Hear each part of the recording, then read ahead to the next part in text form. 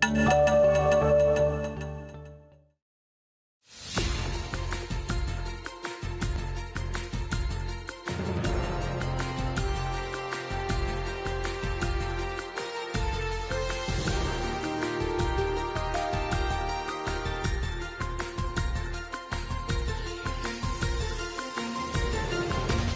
Jérusalem, la journée du 2 novembre, consacrée au souvenir de tous les fidèles défunts, a commencé par une célébration eucharistique en l'église du Saint-Sauveur, qui a connu une grande participation de la communauté locale, bien que cette journée ne soit pas un jour férié. Après la messe, les fidèles se sont rendus en procession jusqu'au cimetière de la Custodie de Terre Sainte, où sont enterrés les franciscains.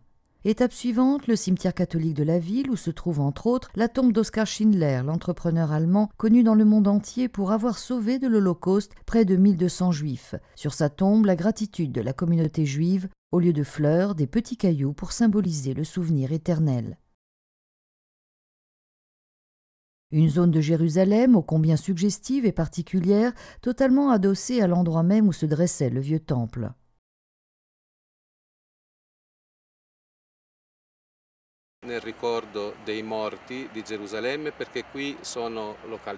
C'est un lieu important dans le souvenir des morts de Jérusalem, car tous les cimetières, aussi bien les cimetières chrétiens que juifs et islamiques, sont localisés à cet endroit depuis l'Antiquité.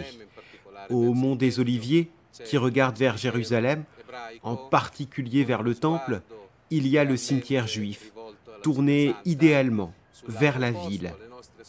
De l'autre côté, derrière nous, sous les murs de la ville, se trouve le cimetière islamique, tourné idéalement vers la ville, la Mecque, tandis qu'au fond de la vallée, juste au point le plus bas du torrent du Cédron, il y a le cimetière chrétien, mais avec ses morts tournés surtout vers le ciel et non en direction de la Jérusalem terrestre ou d'une ville, mais vers la Jérusalem céleste que nous attendons à la fin des jours.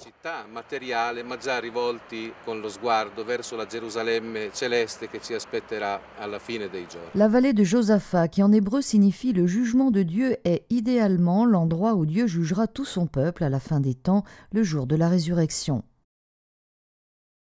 Dans la Bible, ce jugement a une valeur négative. D'ailleurs, il n'est évoqué que 2 fois dans le livre de Joël au versets 2 et 12 du chapitre 4. Dans ces 2 versets, il est dit que le Seigneur juge, ce jour-là, rassemblera dans cette vallée, dans la vallée du jugement donc, la vallée de Josaphat, tous les peuples qui ont fait du mal à Jérusalem et au peuple d'Israël, qui l'ont porté à l'exil et se sont partagés sa terre. E al popolo d'Israele l'hanno portato in esilio e se ne sono divisi la terra.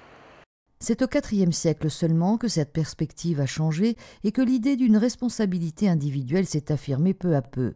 Alors que les premiers chrétiens, et les juifs aussi, n'auraient jamais voulu être jugés en ce lieu, car c'était un lieu de condamnation, voici que tout doucement, s'est affirmée l'idée de la responsabilité individuelle. Donc, ceux qui sont enterrés ici devront ressusciter à cet endroit. Et il n'y aura pas 2 groupes, d'un côté les bons et de l'autre les méchants. Il y aura plutôt des personnes qui seront jugées individuellement, selon leurs actions.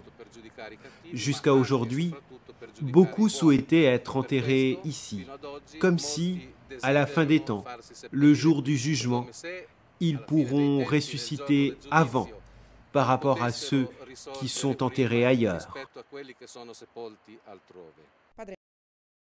Père Massimo montre la porte d'or, aujourd'hui fermée. Selon la tradition, celle-ci sera rouverte avec l'entrée du Messie au moment où les morts enterrés en ce lieu ressusciteront à l'endroit du jugement le dernier jour. Il ne fait pas de doute que sur la commémoration des défunts à Jérusalem, là où Dieu a parlé à travers les prophètes de Jésus, pèse un fort sentiment spirituel.